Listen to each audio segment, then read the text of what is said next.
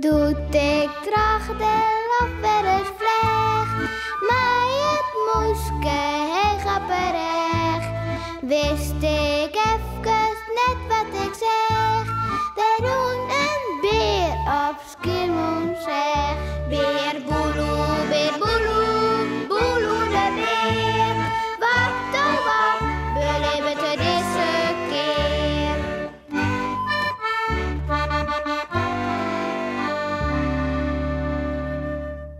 Een meester.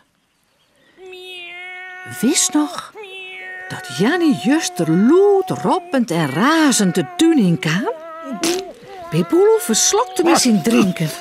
Zo, hier ze jankt.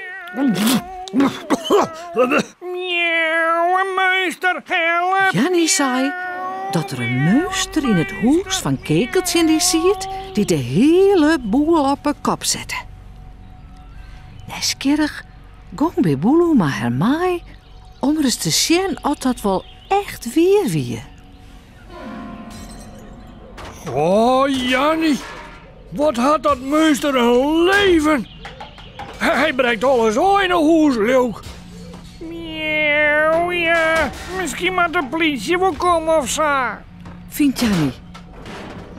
Maar Beboelo weet dat net. De politie, hè? Nee, ja, daar denk ik net in. Wacht je, dan vreeg ik omke Willem wel wat ik doen moet. Miauw, zelfs weten. Maar het komt zo net klaar. Dat haast toch zeker wel in de smiezen. Miauw.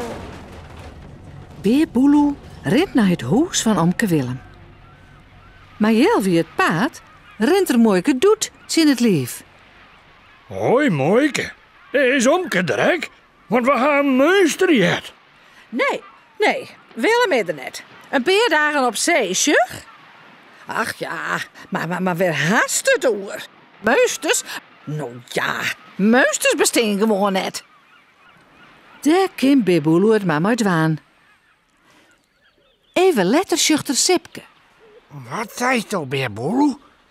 Een meester in het huis van Kekeltje? Oh, wat spannend. We kunnen er wel herinneren. Om te zien bedoel ik. Oh, zo vaak zoals geen meesters op skier. Dat? Even letter zitten Sipke en Beboelo in de stroeken verstoppen te wachten op het meester. Sipke? Is juist al wat? Flustert Beboelo. Nee, maar ik jij wel van alles. Oh, zo daar, daar is het.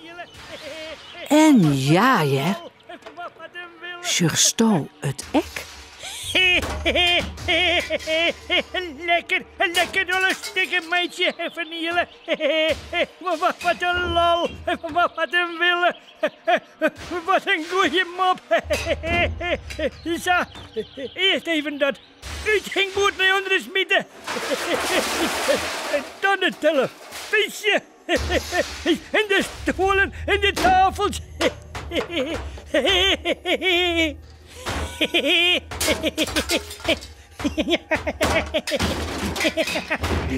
Sjognorus, het meester smiet alles naar onderen.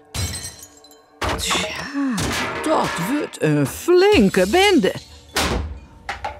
Hoe moet ik nou verder? Oh. Moon, maar wij zien. Oh.